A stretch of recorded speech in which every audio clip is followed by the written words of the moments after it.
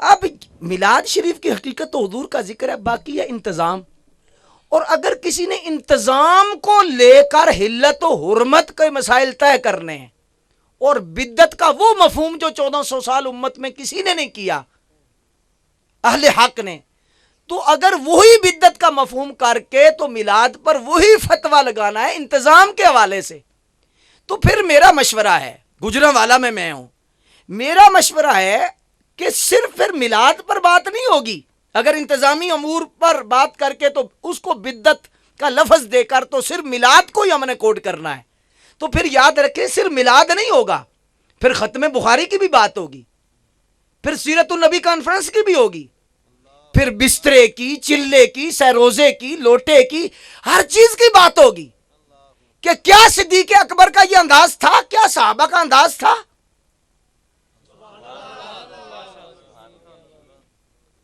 بھئی اب اس لحاظ سے غور کریں، میں ایک اصلاح کے لیے بول رہا ہوں، تنقید برائے اصلاح ہے، اور تاکہ اس کو آپ سمجھ سکیں بات کو کہ کس جگہ پر جو ہے وہ غلط فہمی ہے وہ دور ہو جائے.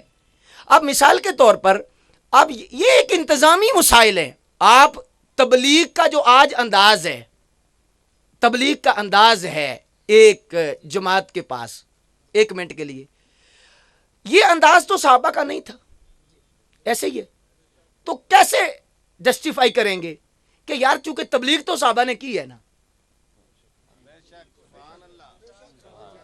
ایسے ہی جسٹیفائی ہوگا نا، ایسے ہی ہوگا کہ تبلیغ صحابہ نے کی ہے، تو پھر اصول سے بات ہوگی نا. تو اگر تبلیغ صحابہ نے کی ہے تو اصل میں تبلیغ ہے، قرآن و سنت کی اشاعت اصل ہے، تو میلاد کی حقیقت حضور کا ذکر ہے، تو کیا صحابہ نے حضور کا ذکر نہیں کیا؟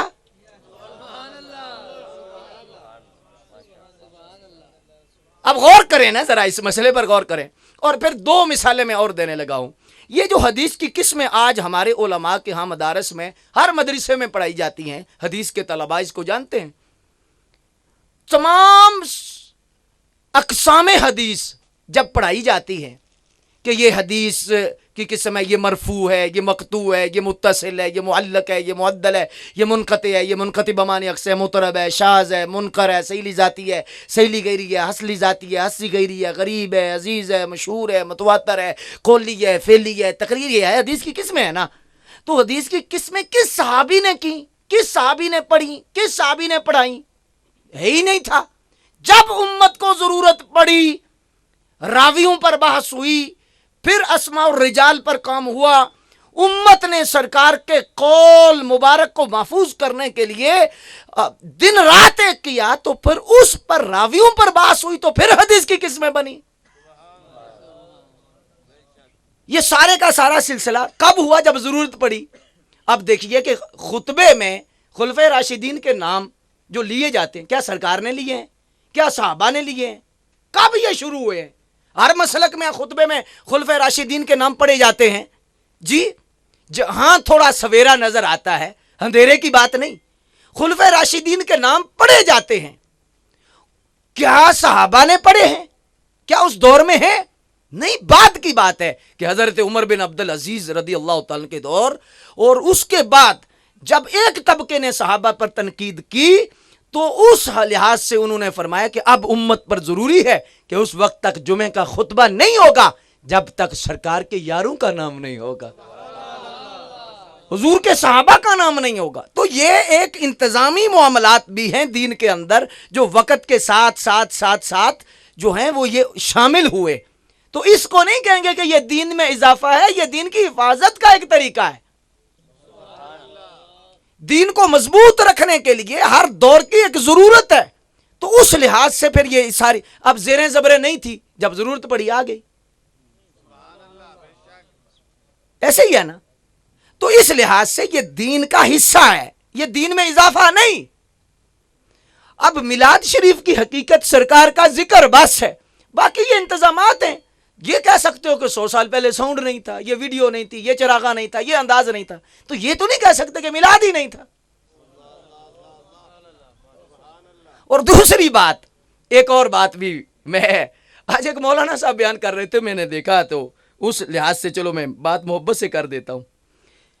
تو 14 اگست نہ منا رہے تھے تو گلے میں انہوں نے وہ ڈالا ہوا تھا, تو کارڈ بھی تھا, تو وہ ادھر وہ لگتے ہیں اسٹیکر بھی, تو وہ لگائے ہوئے تھے, تو وہ پورے نعرے لگا رہے. اور وہ زماندار بہت بڑے مفتی ہیں مسلک دیوبند کے یا مسلک اہل حدیث کے, تو وہ 14 اگست منا رہے تھے اور پھر ایک جلوس سے خطاب تھا. سوال یہ ہے کہ کیا ریاست کے لیے جلوس نکالنا انڈیپینڈنس ڈے پر کیا ریاست مدینہ کے لیے نکالا گیا؟ کیا صحابہ نے نکالا؟ کب سے شروع ہوا؟ آخر بدعت تو ہے. لیکن جلوس کی حقیقت کیا ہے؟ تو میں نے پوچھا ایک مولانا صاحب سے کہ یہ جلوس کی کیا حقیقت ہے. کہنے لگے ایک شکر کا انداز ہے کہ اللہ نے ایک وطن دیا ہے. تو میں نے کہا کہ آپ جلوس ضرور نکالنا ہے, آپ نفل پڑھ کے دعا کریں اللہ تیرا شکر ہے, مسجد میں بیٹھ کے جلوس نکالنے کی کیا ضرورت ہے؟ کہنے لگے اصل میں شکر کے انداز کے ساتھ دشمن کو بھی بتانا ہے کہ ہم زندہ قوم ہیں. تو میں نے کہا مسئلہ سمجھ آ گیا کہ شکر کا یہ انداز جس میں دشمن کو بھی پتا چلے وہ بھی صحیح ہے. تو میں نے کہا ایک ہے پاکستان کے دشمن اور ایک ہے رسول اللہ کے دشمن. امریکہ ہے آج جو خاکے بنا رہے ہیں, فرانس ہے, یہ جتنے یہ رسول اللہ کے دشمن ہیں. تو اب پاکستان کے دن پر ہم نے انڈیا کو بتانا ہے کہ یہ زندہ قوم ہے. تو میں نے کہا پھر سرکار کی ولادت والے دن تو امت کو اکٹھا ہو کے سب کو اختلاف چھوڑ کر ایک جلوس نکال کر یکجہتی کا ثبوت دے کے دشمن رسول کو بتانا چاہیے خبردار ہمارے نبی کی طرف انگلی نہ کرنا, امت زندہ ہے.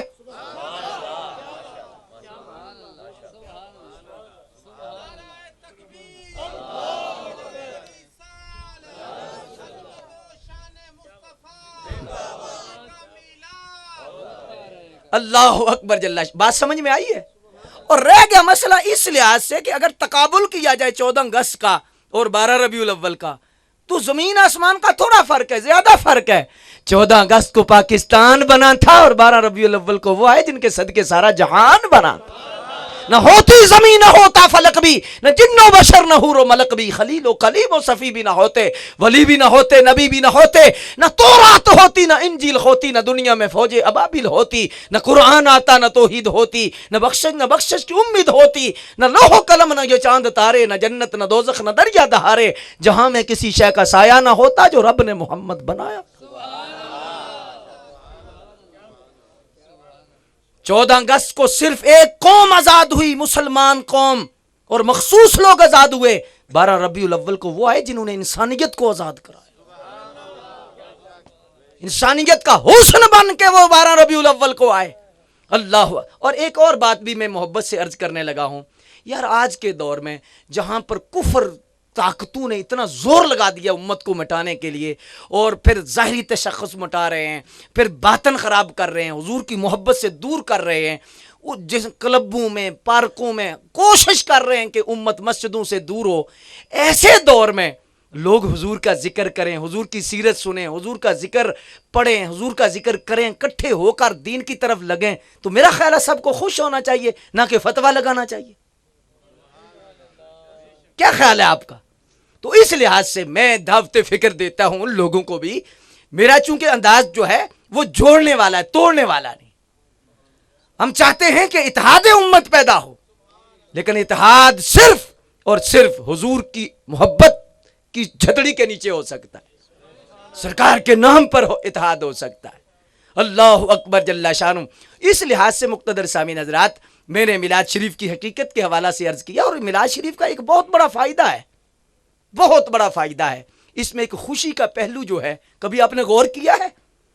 یہ پہلو اتنا تابناک ہے, اتنا تابناک ہے, اتنا تابناک ہے کہ آپ سوچ بھی نہیں سکتے کہ یہ جو خوشی کا انداز ہے نا امت میں, یہ حضور علیہ الصلوۃ والسلام کے ساتھ ایک ایسا تعلق ہے جو گیپ کو ختم کرتا ہے, نئے نبی کی گنجائش کو ختم کرتا ہے, جس میں مرضی کو نقصان ہے. اور غم کا جو پروگرام ہے وہ مرضی کو سپیس دیتا ہے, کیونکہ غم تب ہوتا ہے جب نعمت چلی جائے. نعمت کے جانے پہ غم ہوتا ہے، اور خوشی نعمت کی موجودگی کا تاثر ہے، اثر دیتی ہے۔ تو نعمت کی موجودگی گیپ ختم کرتی ہے، اور نعمت کی رخصتی کا تصور گیپ پیدا کرتا ہے، سپیس دیتا ہے۔ مثال کے طور پر حاجی صاحب کے والد صاحب، اللہ ان کی بخشش کرے، ان کے والد تھے، اور علی اکبر بھائی کے والد ہیں۔ اب تھے کا لفظ ایک سپیس پیدا کر رہا ہے اور غم کا اشارہ دے رہا ہے۔ والد ان کے تھے اور ان کے والد ہیں، یہ خوشی کا تصور ہے۔ جائیداد تھی، عزت تھی، مقام تھا، مرتبہ تھا ایک سپیس پیدا کر رہا ہے کہ اب جگہ بنی ہوئی ہے، وہ چیز نہیں۔ اور جو خوشی ہے وہ ہیں کا جو تصور ہے، یہ نعمت کی موجودگی کا تصور ہے، خالی خانہ نہیں۔ اب جب ہم کلمہ پڑھتے ہیں تو کلمہ ایک اشارہ کرتا ہے۔ میں نے اگلے دن ہری پور میں، ایبٹ آباد ہری پور ہزارہ میں ایک بہت بڑی کانفرنس تھی، تو اس میں ایک زاویے سے اشارہ کیا اور اس انداز میں اشارہ کیا، اللہ اکبر جل شانہ، اور اس پر دیگر مسالک کے لوگوں نے یہ بات تسلیم کی، اور صرف عوام نے نہیں، ان کے علماء نے یہ بات تسلیم کی۔ میں نے کہا یہ جو کلمہ شریف ہم پڑھتے ہیں، اس میں ایک خوشی کا اشارہ ہے، وہ کیا ہے کہ لا الہ الا اللہ محمد رسول اللہ، اللہ کے سوا کوئی معبود نہیں، محمد اللہ کے رسول ہیں، محمد اللہ کے رسول۔ ویسے میرا تقاضا نہیں ہوتا کہ کوئی ہاتھ کھڑا کرے یا سبحان اللہ کہے، میری طبیعت اور ہے، چونکہ میں سنانے آتا ہوں، آپ سننے آتے، تو اس لیے پھر میرا یہ کوشش ہوتی ہے کہ آپ کو سنایا جائے، توجہ کے لیے علماء ایسا کرتے ہیں۔ لیکن میں چاہوں گا کہ آپ اگر توجہ کریں تو گواہی بن جائے، مرتے وقت کلمہ نصیب ہو جائے، اور ہم سب گواہی دے دیں کہ حضور علیہ الصلوۃ والسلام کی شہادت دے دیں، کلمہ شہادت کا ایک جو ہے نا نور پیدا ہو جائے، اور سارے ہاتھ کھڑے کر کے کہیں محمد اللہ کے رسول، محمد اللہ کے رسول ہیں۔ جب محمد اللہ کے رسول ہیں تو پھر غم کس چیز کا؟ پھر غم ہے یا خوشی؟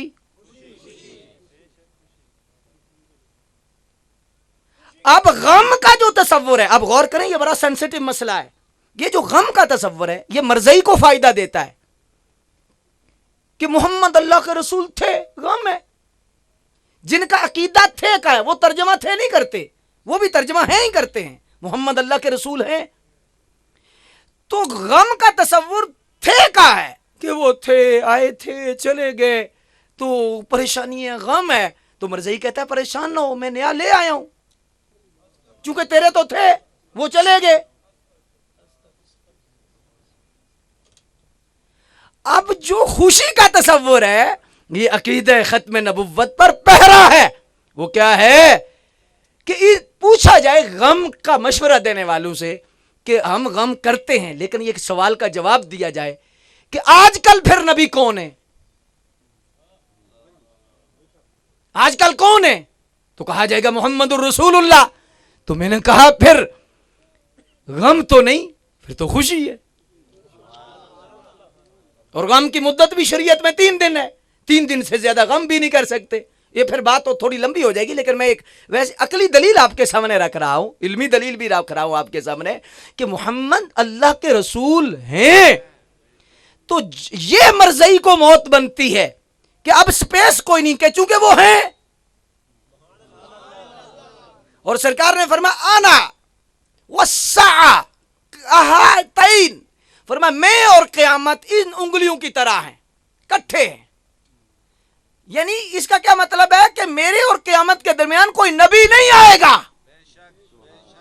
میں ہی رہوں گا، میرا جھنڈا ہی رہے گا، میرا کلمہ ہی رہے گا، میری امت ہی رہے گی، میرا قرآن ہی رہے گا، اور میری خوشی ہی رہے گی۔ تو یہ عقیدہ ختم نبوت پر ایک بہت بڑا پہرا ہے۔ اس لحاظ سے مقتدر سامعین حضرات، خوشی کا جو تصور ہے یہ مرضی کو نقصان دیتا ہے، اور غم کا تصور مرضی کو فائدہ دیتا ہے۔ ہم کہتے ہیں غم کیوں کرنا ہے، وہ ہمارے تو ہیں، ہم خوشی کریں گے، کسی نئے کی ضرورت ہی نہیں۔ ہمارے تو ہیں. تو اس لحاظ سے مقتدر سامعین حضرات، اس انداز میں جو میلاد شریف کا جو سارے کا سارا سلسلہ ہے، اس لحاظ سے نبی اکرم صلی اللہ علیہ وآلہ وسلم کی امت کے ساتھ یہ ایک ایسا رشتہ پیدا کرنا ہے، ایسا رشتہ پیدا کرنا ہے کہ مقتدر سامعین حضرات جس کا فائدہ ہی فائدہ ہے اور اس کا فیض ہی فیض ہے. اللہ اکبر جل شانہ. اور اس پر مقتدر سامعین حضرات، اب میں وقت کو بچاتے ہوئے زیادہ آپ کا امتحان بھی نہیں لینا چاہتا اور آپ کے ذہن پر زیادہ بوجھ بھی نہیں بننا چاہتا، اور اختصار کے ساتھ 2-3 باتیں اسی حوالہ سے میں اور عرض کرنا چاہوں گا.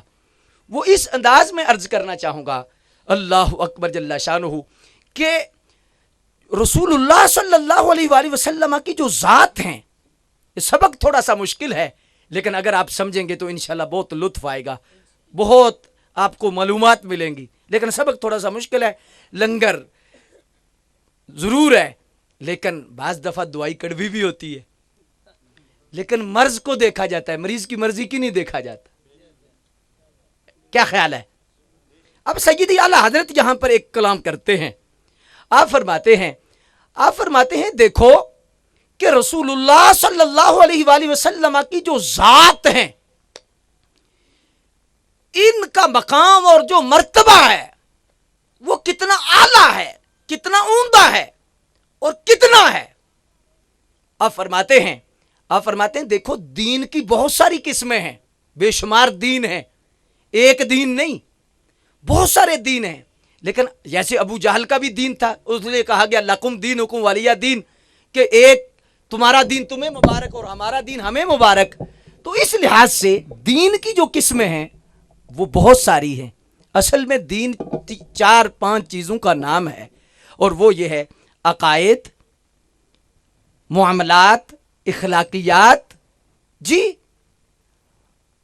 اس لحاظ سے یہ دین میں ساری چیزیں شامل ہیں، اور دین جس طرح کا عقیدہ ہوگا اس طرح کا دین ہوگا. جیسا عقیدہ ایسا دین. ابو جہل کا بھی ایک عقیدہ تھا، اس کا دین تھا، اسی لیے کہا گیا لکم دینکم، تمہارا دین تمہیں مبارک، ہمارا دین. سورہ کافرون پڑھیں. تو دین بہت سارے ہیں، لیکن اب یہ سوال ہے کہ اللہ کے نزدیک دین کون سا پسندیدہ ہے؟ اللہ کے نزدیک دین جو پسندیدہ ہے وہ ان الدین عند اللہ الاسلام. فیصلہ ہے اللہ کا کہ اللہ کے نزدیک دین اسلام ہے. اب اسلام کس کے پاس ہے؟ اعلیٰ حضرت یہاں پر ایک پر لطف بات علامہ صاحب لکھتے ہیں، بات تھوڑی سی خشک بھی ہے، لیکن اینڈ جو ہے دروازہ مسجد نبوی میں کھل جائے گا بس 2-4 منٹ کے بعد. اب اعلیٰ حضرت فرماتے ہیں دیکھو کہ اب اسلام اللہ کو پسند ہے، اور اسلام کس کے پاس ہے؟ مسلمان کے پاس. وہ کون سا اسلام مسلمان کے پاس ہے جو کسی کے پاس نہیں؟ اب اس دین کے اندر کیا ہے؟ توحید. دین کے اندر ہے رسالت. دین کے اندر ہے نظریہ آخرت. دین کے اندر ہے نظریہ وحی. تو اب اگر توحید اسلام ہے تو توحید تو یہودی کے پاس بھی ہے. توحید کا تصور ہے کہ نہیں؟ گو ناقص ہے لیکن ہے تو ہے. وہ اللہ کو مانتا ہے لیکن ساتھ شریک ٹھہراتا ہے، لیکن تصور میں الہ اس کے ہے، اللہ ہے. توحید کا تصور یہودی کے پاس بھی ہے، عیسائی کے پاس بھی ہے، سکھ کے پاس بھی ہے توحید کا تصور. اب صرف اگر توحید اسلام ہے تو وہ تو پھر سبھی کے پاس ہے. یہ تو نہ ہوا دعویٰ کہ صرف مسلمان کے پاس ہے. اب آخرت کا جو نظریہ ہے وہ بھی عیسائیوں کے پاس ہے، یہودیوں کے پاس ہے. ناقص ضرور ہے لیکن فکر ہے. یہ ہندوؤں کے پاس بھی آخرت کا نظریہ ہے، اس لیے تو جلاتے ہیں. جلاتے کیوں ہیں؟ اس لیے جلاتے ہیں کہ یہ خاک اڑ جائے گی تو ان کا حساب نہیں ہوگا. پتہ چلا حساب کا نظریہ ہے، آخرت کا نظریہ موجود ہے. اب وہی کو لے لیجئے کہ کیا دوسرے جو مذاہب ہیں ان کے پاس وہی نہیں، قرآن نہیں؟ مسئلہ یہ قرآن ایک کتاب ہے لیکن اصل میں تو وہی ہے. تو اب وہی تورات بھی ہے، زبور بھی ہے، انجیل بھی ہے، یہ وہی ہے. تو وہی تو عیسائی کے پاس بھی ہے، یہودی کے پاس بھی ہے. وہی کا تصور تو ان کے پاس ہے. تو اب صرف وہی جس کے پاس ہو اس کے پاس اسلام ہے تو یہ بھی نہیں مانا جا سکتا. اب ایک چیز رہ گئی ہے، اخلاقیات اور معاملات، کیا وہ ان کے پاس نہیں؟ تو اب وہ کون سا اسلام ہے حضرات جو صرف مسلمان کے پاس ہے، یہودی کے پاس نہیں، عیسائی کے پاس نہیں، کسی اور کے پاس نہیں، صرف مسلمان کے پاس ہے؟ وہ کون سا خزانہ، وہ کون سی دولت جسے اسلام کہا گیا ہے، باقیوں کے پاس نہیں؟ تو حضرات سیدی اعلی حضرت یہاں پر لکھتے ہیں، آپ فرماتے ہیں کہ وہ اسلام محمد الرسول اللہ ہے۔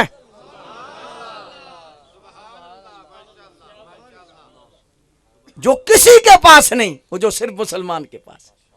اب جس کو حضور توحید کہیں گے وہ توحید ہے، جس کو حضور وہی کہیں گے وہ وہی ہے، جس کو حضور آخرت کہیں گے کہ یہ نظریہ صحیح ہے وہ صحیح ہے، تو اصل کون ہوئے؟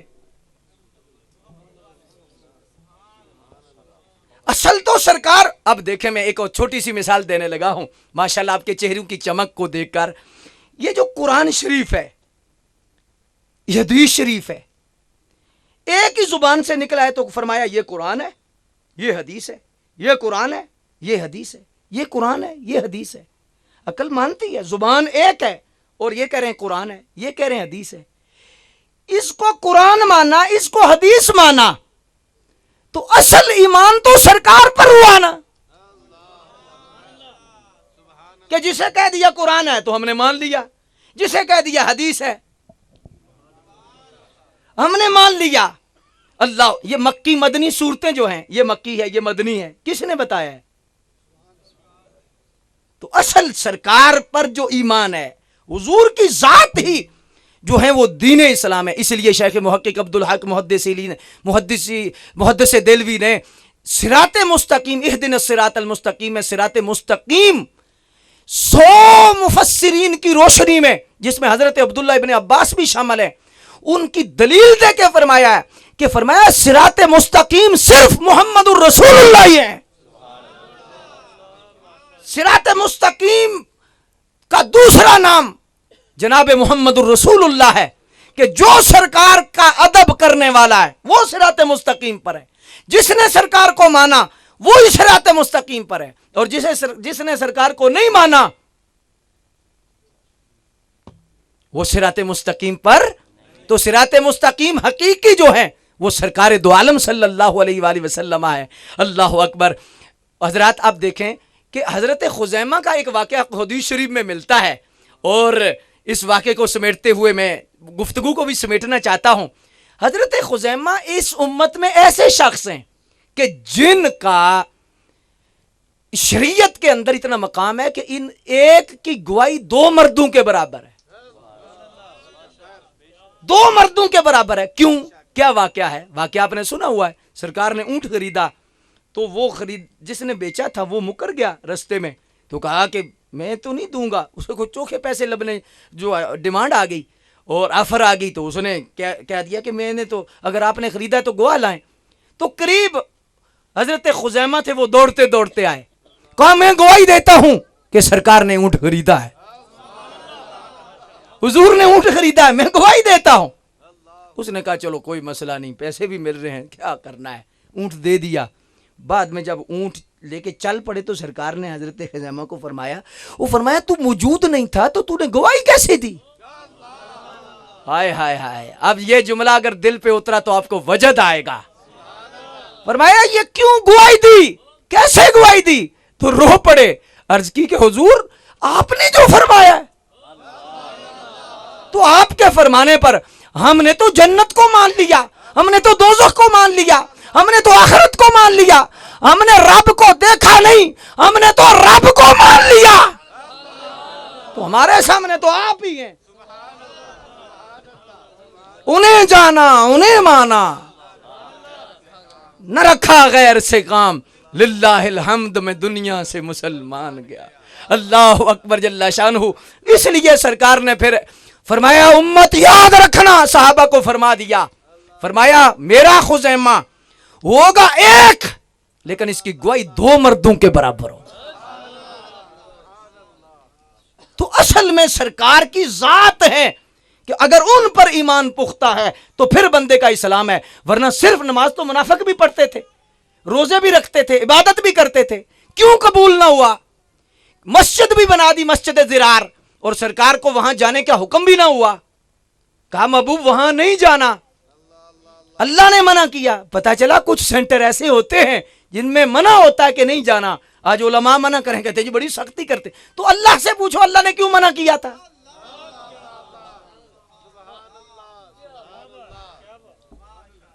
کہ محبوب ادھر نہیں جا، اچھا وہ نماز نہیں پڑھتے تھے، وہ روزہ نہیں رکھتے تھے، وہ زکوٰۃ نہیں دیتے تھے، کیا تھا؟ وہ اصل میں جو دین کی روح تھی اسے نہیں مانتے تھے، اور دین اصل تو سرکار ہے، اسلام تو ہے سرکار ہے۔ سجدے کر کر بڑھڑے ہو گئے ملا پنڈت سارے، رب دا کھوج کھرا نہ لبا سجدے کر کر ہارے، رب تے تیرے اندر وسدا وچ قرآن اشارے، بلے اشارہ بہنوں ملدا جڑا حضور تو تن منوارے۔ تو اس لیے مقتدر سامعین حضرات، اب دیکھیں تحویل قبلہ کا جب واقعہ پیش آیا ہے تو یہ جو عشرہ مبشرہ لوگ ہیں ان کو جانتے ہیں کون ہیں؟ وہ 10 خوش نصیب صحابہ جن کو جنت کی بشارت دنیا میں ملی، یہ واقعے کا پتہ ہے آپ کو؟ سرکار یہ تحویل قبلہ کا جب واقعہ آیا نا تو سرکار کا چہرہ مبارک قبلتین کی مسجد اقصیٰ کی طرف تھا، اور پھر 2 رکعتیں پڑھ لیں تو دیکھا، خیال آیا تو رب نے اسی کو قرآن میں کوٹ دیا، قد نرا تقلب وجہک فی السماء فلنولینک قبلۃ ترضاها۔ آپ کا بار بار محبوب جو چہرہ اٹھتا ہے نا ہم دیکھ رہے ہیں، واہ محبوب ہم دیکھ رہے ہیں، ہم دیکھ رہے ہیں۔ تو اب محبوب آپ ایسا کریں، فَلَنُوَلِّيَنَّكَ قِبْلَةً تَرْضَاهَا، فرمایا محبوب جدھر دل کرتا ہے ادھر منہ کر لیں، ہم ادھر ہی قبلہ بنا دیں گے۔ نعرہ تکبیر، نعرہ رسالت، عظمت و شان اب دیکھیں مصطفیٰ۔ اس پر مقتدر سامعین حضرات آپ کا مزید لطف بڑھے گا، اور ایسا لنگر ہے کہ آپ کو انشاءاللہ اگلے سال تک علی اکبر صاحب یاد رہیں گے۔ اللہ اکبر، انہوں نے 2-3 مہینے سے مجھے فون کر اور کوشش کر کہ آپ نے ضرور آنا ہے۔ میں آج سوچ رہا تھا یار بھی اتنی محنت بندے نے کی ہے اور رستے بند ہو گئے ہیں، دیکھو بھی ہو سکتا ہے میں نے جا نہ سکوں، لیکن یہاں جب پہنچا تو میں نے کہا جس کے دیے میں اخلاص کا تیل ہو وہ کبھی بجھتا نہیں۔ اللہ اکبر۔ اب حضور حکیم الامت مفتی احمد یار صاحب نے یہاں پر ایک جملہ لکھا ہے، یہ وہ مرد ہے جس کی قلم کی سیاہی سے جو چمک تھی وہ عشق رسول کی تھی۔ اللہ اکبر۔ مفتی احمد یار صاحب نے ایک ڈاڈا جملہ لکھا ہے، اور جو محبت کا والا ویڑا ہے جس کا ہے اسے سمجھ آئے گی، دوسرا ہو سکتا ہے کہ اس کے طوطے اڑ جائیں، لیکن یہاں پر ساری محبت والے بیٹھے ہیں۔ مفتی احمد یار صاحب نے یہ جملہ لکھا ہے، ہوئے ہوئے ہوئے، آپ فرماتے ہیں، فرمایا کہ کعبے پر بھی حضور کا احسان ہے کہ چہرہ مبارک کعبے کی طرف کیا، ورنہ اللہ نے تو کھلی اجازت دے دی تھی، محبوب جدھر دل کرتا ہے ادھر منہ کر دے، ہم قبلہ بنا دیں گے۔ تو سرکار نے چہرہ قبلے کی طرف کیا، تو آج تک قبلہ آباد ہے۔ اللہ اکبر جل شانہ، ثابت ہوا کہ جملہ فرائض فروع ہیں، اصل الاصول بندگی استاج ور کی ہے۔ اللہ اکبر جل شانہ۔ تو اب کیا ہوا، اب غور کریں گے تو کیا لطف ہے۔ سرکار نے نا 2 رکعتیں پڑھ لی، 2 رکعتیں پڑھ کے نا تو قد نرا تقلب وجہک فی السماء، جدھر دل کرتا کر لیں، سرکار نے فوراً منہ موڑ لیا۔ اچھا اللہ نے یہ فرمایا تھا کہ آپ قبلے کی طرف منہ کریں، کعبے کی طرف کریں؟ میں جدھر دل کرتا۔ یہ نص قطعی ہے، یہ بھی نہیں کہ حدیث ہے تو ضعیف کہہ دو گے، راوی پر بحث کر رو گے، بحث ہوئی تو ایمان ہی جاتا رہے گا۔ قد نرا، اللہ اکبر۔ تو سرکار نے نا پھر قبلے کی طرف منہ فرمایا، چہرہ مبارک فرمایا، تو اب پیچھے صحابہ کھڑے ہیں، قلے نماز بھی نہیں پڑھ رہے، ظہر کی نماز ہے، 4 رکعت والی ہے، 2 پڑھ چکے ہیں اور 2 ابھی باقی ہیں۔ تو اب مثال کے طور پر ادھر بیت المقدس ہے تو پیچھے کعبہ ہے، اپوزٹ تھا. آپ بھی مسجد قبلتین میں دیکھیں نا جہاں، تو بالکل محراب کے سامنے ایک محراب ہے چھوٹا، جس پر مسجد قبلتین کا اشارہ ہے. مسجد قبلتین میں مسجد اقصی کا اشارہ ہے. تو سرکار کا چہرہ نور ادھر تھا، لیکن سرکار نے پھیر کے ادھر کیا. اب پیچھے جو بندے تھے ان کی طرف تو سرکار کا چہرہ ہو گیا، لیکن صحابہ نے ایسے پھر کے نا پیچھے آ کے کھڑے ہو گئے.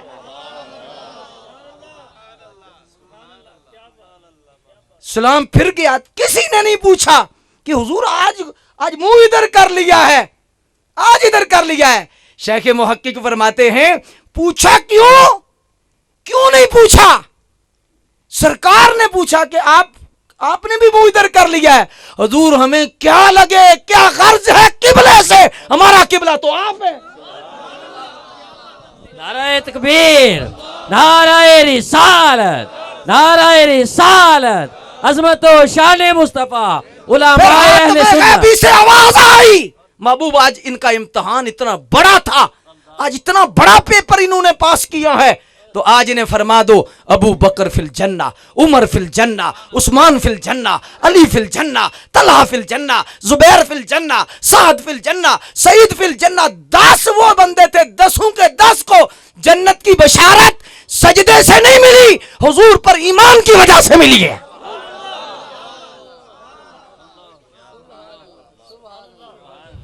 سرکار کے عشق کی بنیاد پر اور حضور پر یقین پختہ تھا، تو اس وجہ سے مقتدر سامعین حضرات جنت کی بشارت ملی ہے.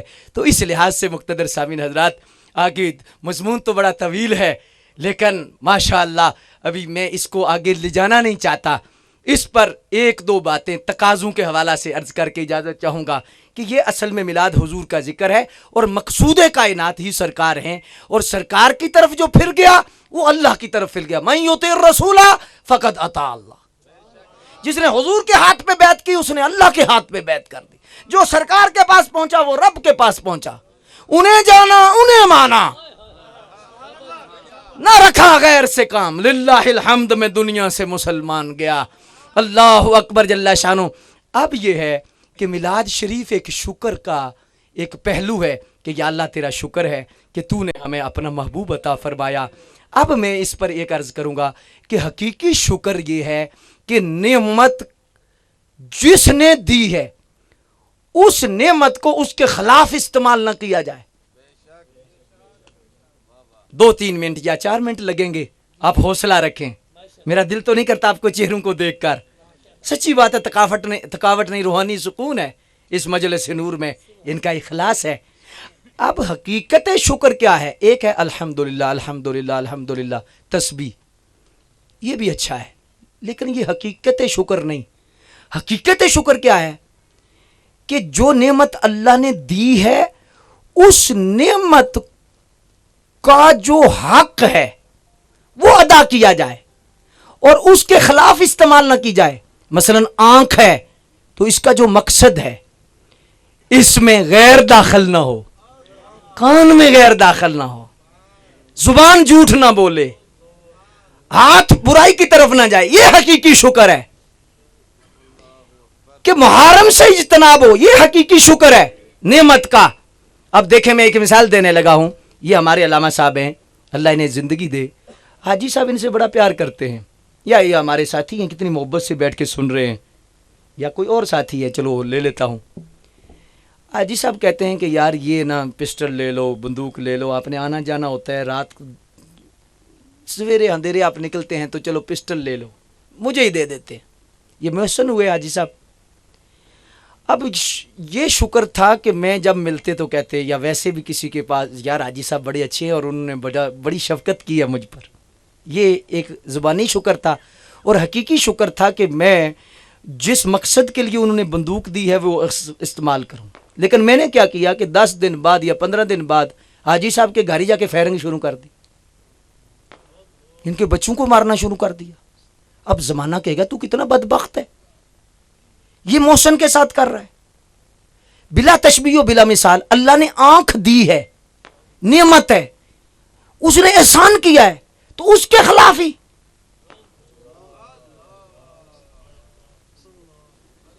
اب حضور سب سے بڑی نعمت ہے، تو اب سب سے بڑی نعمت کا شکر کیا ہے کہ ہم ان کی بات مانیں، ہم ان کی فرما برداری کریں، جو حکم انہوں نے دیا ہے وہ ہم فالو کریں، تب یہ حقیقی شکر ہے۔ یہ ٹھیک ہے نعرہ لگاتے ہیں، ہاتھ اٹھاتے ہیں، جشن مناتے ہیں، یہ ایک طریقہ ہے کہ سیڑھی ہے، پہلی سیڑھی ہے، آخری نہیں۔ اب اس پر چڑھ کر تو ہم نے کیا کرنا ہے؟ میلاد شریف کی حقیقت کو پانے کے لیے حضور کی اتباع اور فرما برداری اگر آئے گی تو پھر اللہ کی رضا کا چہرہ ہم پر لگے گا اور حقیقی شکر کی طرف آئیں گے۔ اور اے نہ ہو کہ صدقے جاواں تے صدقے جاواں تے نیڑے نہ آواں تے لنگر کھاواں تے واری واری جاواں جی تے فجر ٹائم نہ آواں تے راتی میلاد مناواں۔ میلاد شریف کی حقیقت یہ ہے کہ صبح کو صفیں بڑھ جائیں،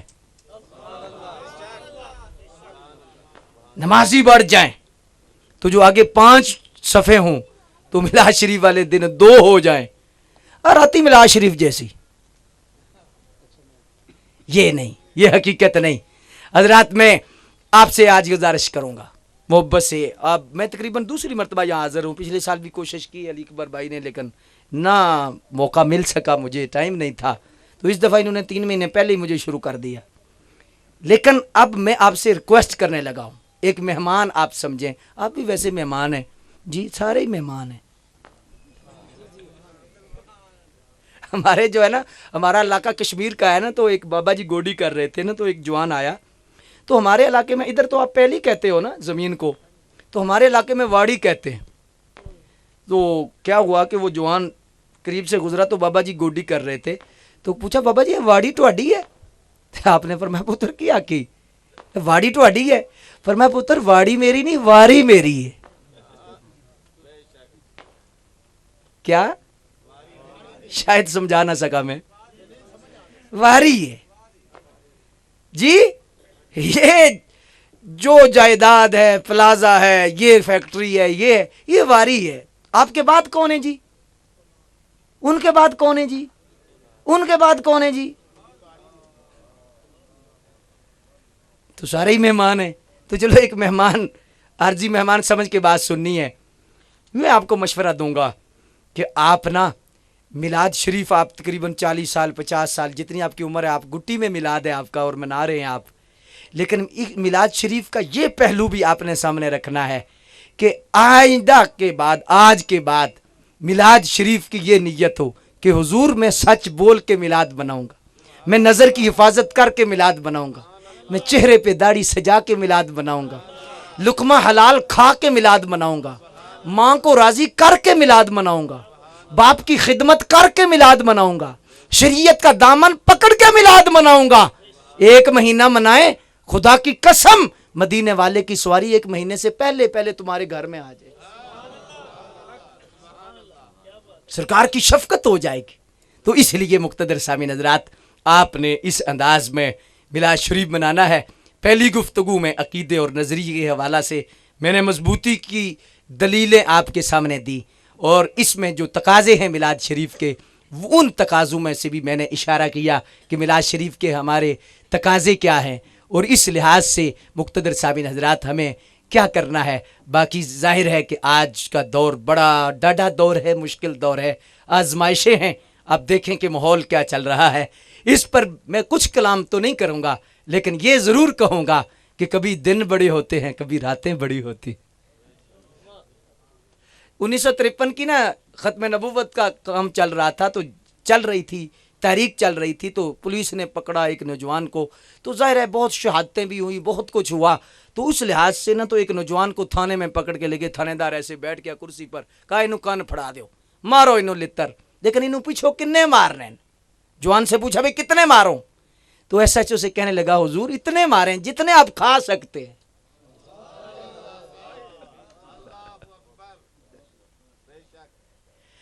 اس لحاظ سے مقتدر سامعین حضرات، اللہ تبارک و تعالیٰ کا جو نظام ہے، حضور کی عزت و ختم نبوت کا جتنا سارا سسٹم ہے، یہ انشاءاللہ تبارک و تعالیٰ اس کو عروج ہی ملنا ہے، جتنا عروج اسے ملنا ہے آپ سوچ بھی نہیں سکتے.